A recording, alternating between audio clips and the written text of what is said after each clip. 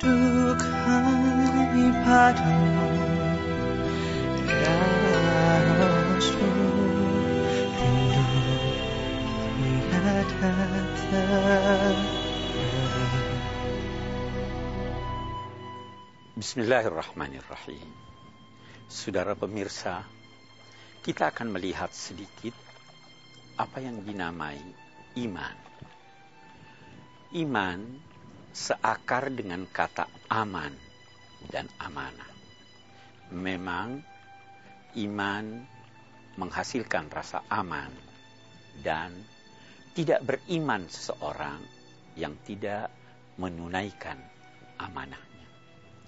Tiga hal ini walau berbeda, tetapi dia saling berkait. Hakikat iman sulit dilukiskan, namun bisa dikatakan bahwa iman adalah pembenaran hati terhadap apa yang didengar oleh telinga.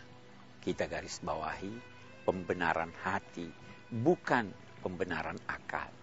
Karena itu bisa jadi ada orang yang mengetahui banyak tentang objek-objek yang harus diimani, tetapi imannya lemah. Dan bisa jadi juga sebaliknya, ada orang yang tidak banyak tahu, tetapi imannya kukuh. Memang, kata para pakar, Anda harus percaya, bukan karena Anda tahu, tapi justru karena Anda tidak tahu. Saudara, apa yang Anda dengar tidak keluar dari tiga kemungkinan. Yang pertama, yang Anda dengar itu dapat dimengerti dan dibenarkan oleh akal. Bisa juga yang Anda dengar itu tidak dimengerti, sekaligus tidak dapat diterima oleh akal. Dan ada lagi yang Anda tidak mengerti, tetapi bisa jadi diterima oleh akal Anda. Ada yang dinamai irasional, dan ada juga yang dinamai suprarasional. Iman adalah pembenaran hati, tetapi dia harus merupakan pembenaran yang cerdas. Jangan mempercayai segala sesuatu yang tidak cerdas. Iman adalah kecerdasan emosi, kecerdasan hati. Tanpa kecerdasan, iman Anda lumpuh. Bahkan tanpa kecerdasan, itu tidak wajar untuk dinamai iman. Iman adalah gabungan dari rasa harap dan cemas.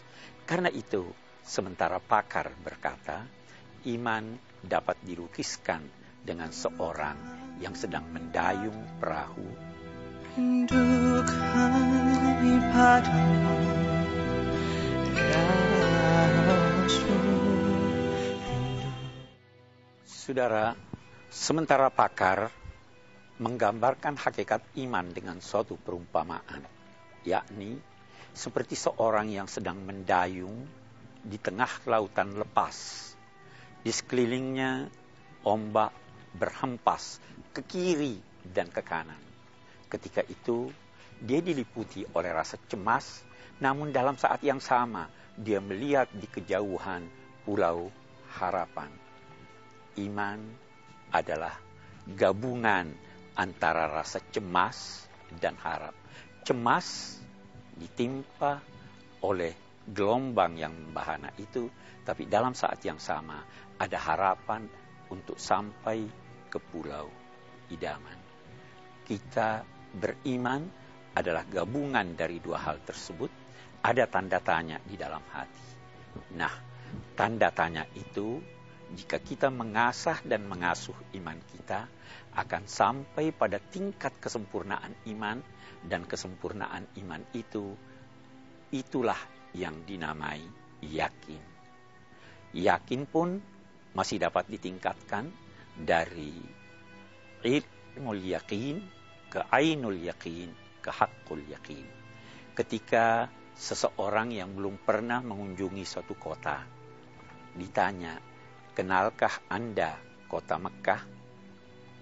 Dia belum pernah berkunjung, tapi dia akan berkata, saya yakin adanya.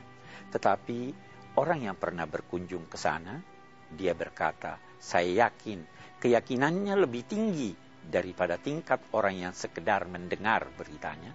Dia melihatnya, ketika itu keyakinannya dinamai ainul yakin.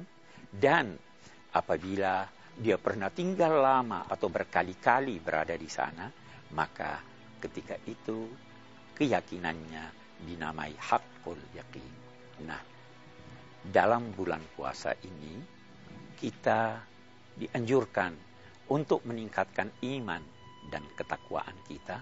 Peningkatannya adalah dengan menambah pengetahuan, menambah wawasan, melakukan kegiatan-kegiatan yang menjadikan kita lebih berhubungan lagi dengan Allah Subhanahu wa Ta'ala, dan dengan demikian iman bertambah, ketakwaan meningkat, dan kita akan sampai pada tingkat yang diharapkan, yaitu haqqul yakin.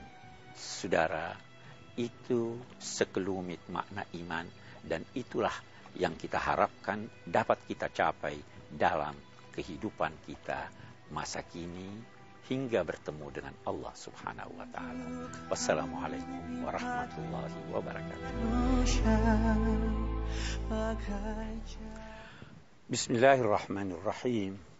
Allahumma inna nas'aluka imanan daiman yubashiru qulubana wa yaqinan sadiqan hatta na'lamu annahu la yusibana illa ma katabtahu alaina. Ya Allah, kami bermohon kepadamu, kiranya Engkau melimpahkan ke dalam diri kami keimanan yang mantap, keyakinan yang menyentuh hati kami, sehingga kami sadar bahwa tidak ada yang menimpa kami kecuali apa yang Engkau tetapkan kepada kami. Ya Allah, Allahumma tahhir alsinatana minal kadhib. Ya Allah, sucikanlah lidah kami dari kebohongan. Wa tahhir qulubana minan nifaq, dan sucikanlah hati kami dari kemunafikan. Wa sallallahu ala sayyidina Muhammad wa ala alihi wa sahbihi wa sallam. Walhamdulillahi rabbil alamin.